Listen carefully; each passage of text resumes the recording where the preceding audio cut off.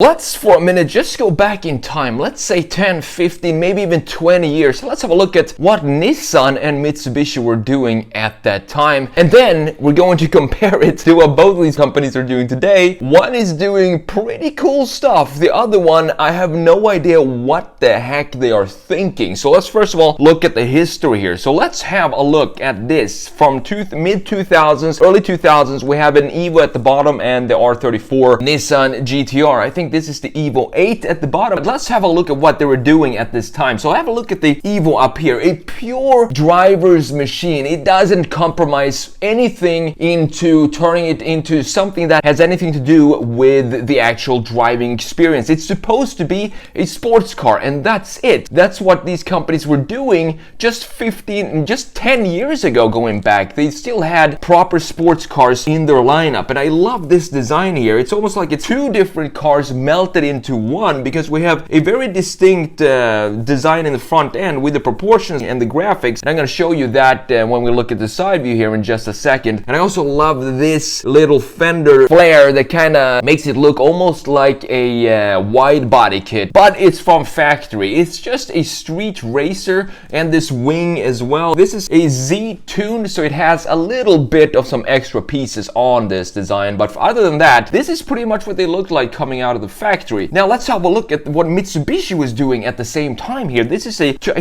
believe this is a 2005 Evo 8. And just have a look at the graphics here and what this car actually is, because it shows you where the head space of Mitsubishi was back in these days. They really didn't give a crap about selling SUVs or crossovers or anything like that. Yes, it was part of their selling strategy to have a couple of those in the lineup, but when it comes to the Lancer Evolution, the Rally Art sub-brand of Mitsubishi, no compromises there. This is a pure driver's machine, a rally car for the streets. You can see we still have this same kind of similar treatment to the rear fender as we have on the GTR, and I love that. Subaru also had that in the Impreza WRX, I believe, in pretty much every single generation. Just have some almost built-in wide body kit into the body here. And look at the front end graphics. You can see that this is a pure performance machine, and it's also a four-door saloon rally car with this massive wing in the rear end. Just a clear purpose for what this car is supposed to be. And I want to show you the side views here as well. So have a look at the beautiful R34 up here, and then we have the same Evo 8 or maybe 9 in the bottom right there. Now I know these are kind of in two different categories. For example, this is a two-door, this is a four-door, this is more of a sports car,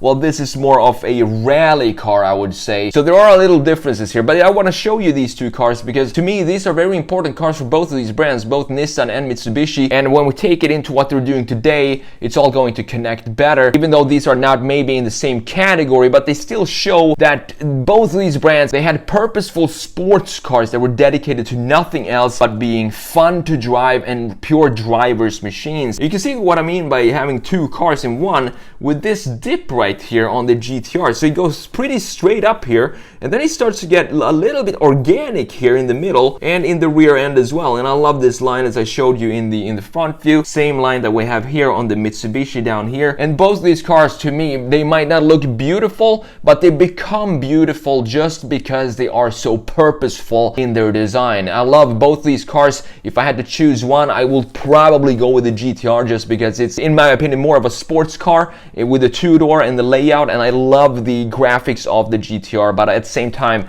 if you like rallying more, I would go for the Lancer Evolution 6 Tommy Mäkinen edition, which is my favorite Lancer of all time. Last but not least, quickly want to show you the rear view of these two cars. Just look at how aggressive this GTR is, and I love these traditional taillight graphics of the GTR, one big, one smaller. You can't mistake this for anything else, and then you have Skyline stamped into the rear end. But it's pretty much what the car would look like coming out of the factory, except for a couple of changes that Z-Tune has done to this specific model of the Skyline or the GTR. And look at the Mitsubishi Lancer Evolution 8 down here. You have this almost like an inverted diffuser up there on the roof, which also came from the factory, which I think is so cool. It goes to show that just how purposeful these designs are. It doesn't compromise at all. It doesn't try to be anything else than a rally car for the streets. Even the wheel design are inspired by the rally cars that we that we see in the World Rally stages. And I love this chiseled design of the rear wing as well. It looks like it's adjustable here too. Now I want to show you the interior of these two cars because it's important to show the interiors, just how simple they were back in the day. This is interiors that don't let the driver be distracted by too many things going on in the interior. When you go into either the R34 or any Skyline GTR for that matter, or any Lancer Evolution from 1992 all the way to 2016 when the Lancer Evolution was in production, you step into these cars and you immediately feel that these are not anything else than pure driver machines. And that goes to show for the interiors as well. Up here we have the GTR, and down here is of course the Lancer Evolution 8. And just see, look at how simplified the interior layouts are here for both of these cars, and we have the manual stick on both these cars as well. Just quickly wanted to show you the interior because I think it's, in this particular case, it's important to show you the interior and just compare it to today's. For example, we have a lot of stuff going on, and even though the companies say that it's a sports car, sports cars today just always seem to have some sort of compromise in them to make them either more comfortable, more spacious or something. These cars unfortunately are going away when they are strictly sports cars, even though that means taking away some of the comforts of other type of category of car, if that makes sense.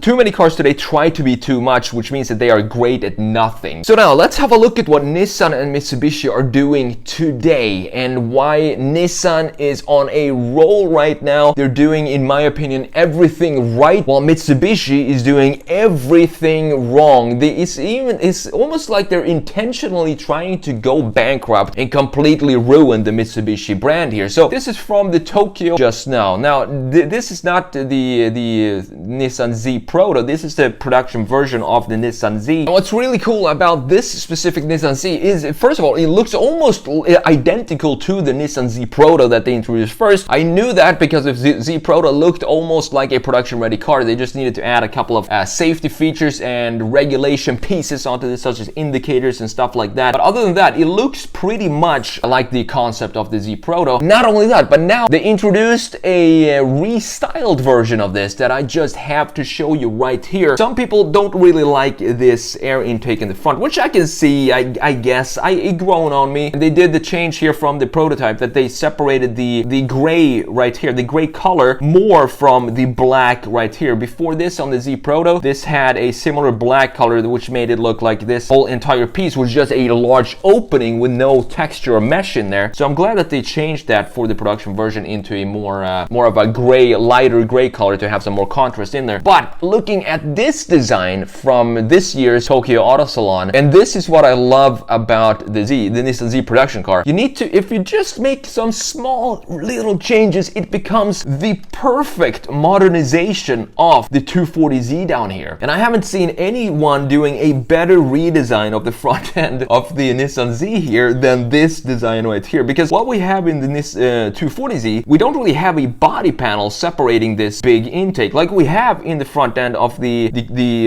production version Nissan Z right here. So this is actually correct if you look at what the 240Z looks like, because what the 240Z has is this bumper that separates the big intake in the front, and it almost looks now like we have two intakes, one at the bottom and one at the top, and it makes it less intrusive, I guess, the front end intake, the graphics, since it's separated by the bumper. So they did something similar here. We can't really have a chrome bumper like we have from the 60s on a modern car. So I think this implementation here of the front end looks really, really good, and you can see just how similar it looks to the original 240Z here. We still have the separation right here, which was in the 1960s one, it was the bumper right here, but now here we have some body color and body panels separating these two, and it creates a more of a chiseled front end, a more of a sharper front end, and it looks so good. I think this is probably what I would do to the Nissan Z if I was buying this car and wanted to modify the front end. I haven't seen anything better than this. This looks, I think maybe it even looks better than the production version right here. This looks clean and all, but this just looks a lot more like the original 240Z and almost like a perfect modernization of that design. So let's go back to what both these companies are doing today. So this is what Nissan is doing up here. And I'm pretty sure you know where I'm gonna take this. This is the Vision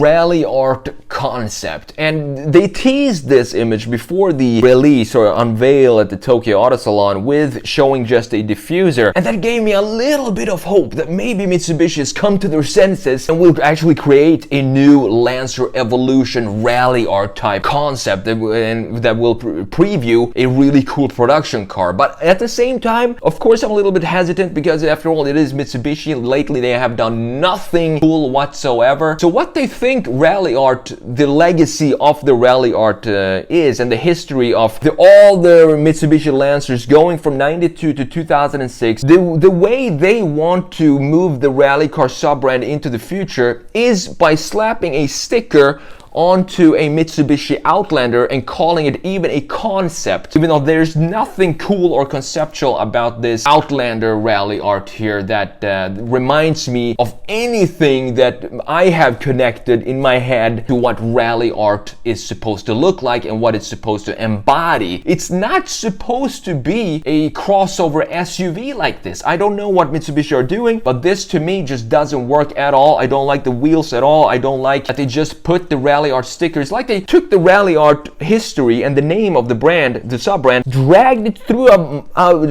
some thick mud, stomped on it, and then just slapped it onto an Outlander. And they're supposed to be proud of this treatment of the rally art history and legacy. So as you can see here, I just wanted to compare the rear view of what I think is a perfect example of a modernization of a classic shape and a horrible example of what a modern interpretation of a legendary sub-brand that has so much history and so much tradition, and how you should not revive a sub-brand like that, which is the Mitsubishi Outlander. I'm gonna call it Outlander because that's exactly what it is. There's nothing conceptual about this. Last but not least, let's have a look at both of these side views. So this is what Mitsubishi thinks a modern rally art car is supposed to be like, a homage to their history of rallying. And this is what Nissan thinks a modern interpretation of a classic old design is supposed to look like. You take your pick here, which you would choose and which you think will be more successful. And the thing is, they call it as a concept. So the Mitsubishi Vision Rally Art here concept, or whatever it's called, it's not even a production version yet. It just puts some wheels on it, blacked out an Outlander, and stuck the Rally Art badge on there, which I think is going to be the last nail in the coffin for Mitsubishi, unfortunately.